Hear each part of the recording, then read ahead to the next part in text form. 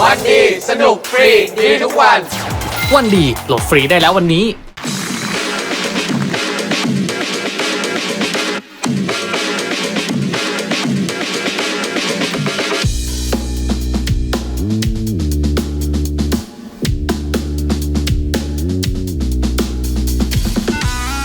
เบื่อที่จะตามใครมีแต่คนบอกให้กูตามใจไอ้คนนั้นบอกอีกทางแล้วคนนี้บอกอีกทางแล้วมาบอกให้กูตามไปจะให้เดินตามใครคงไม่ได้หรอกกูมีทางที่จะไปแค่ไม่ได้บอกแค่กำลังรอเวลาชีวิตมันนำพาไปพบเจอกับสิ่งที่เรายังไงก็ไม่ออกจะซื่อสัตย์กับตัวเองที่สุดเพราะว่าเรานั่นแหละที่สำคัญที่สุดในทุกช่วงเวลาไม่ว่าทุกข์หรือสุขก็เป็นเรานั่นแหละที่สำคัญที่สุดนับถอยหลังวันที่จะได้ไปทำตามเสียงของหัวใจแล้วชีวิตมันต้องไม่คิดไกล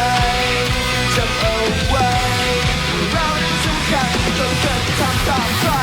เอาตามองโลกคนละแบบมองชีวิตในความคิดคนละแทบภาวะที่ต้องยกที่ต้องแบกเอาชีวิตมาแทนริสก์และแบก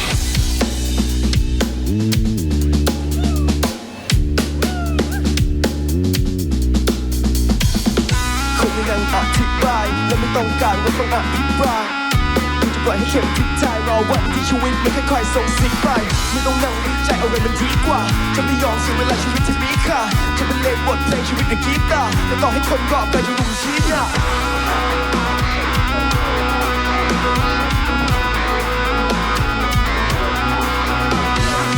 ซื่อสัตย์กับตัวเองที่สุดเพราะว่าเรานั่นแหละที่สำคัญที่สุดในช่วงเวลาไม่ทุกข์สุขก็เป็นเรานั่นแหละที่สำคัญที่สุด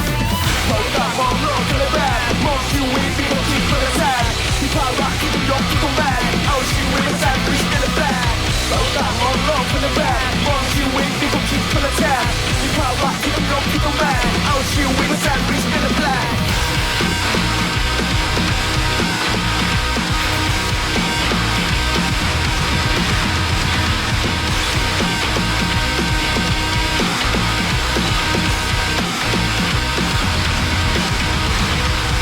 อะไรที่มันกวนใจเอามันมาโยนไปไกลๆทิ้งเรื่องราวไว้ชั่วคราวไม่ต้องไปเดินตามใครอะไรที่มันกวนใจเอามันมาโยนไปไกลๆทิ้งเรื่องราวไว้ชั่วคราวไม่ต้องไปเดินตามใครอะไรที่มันกวนใจเอามันมาโยนไปไกล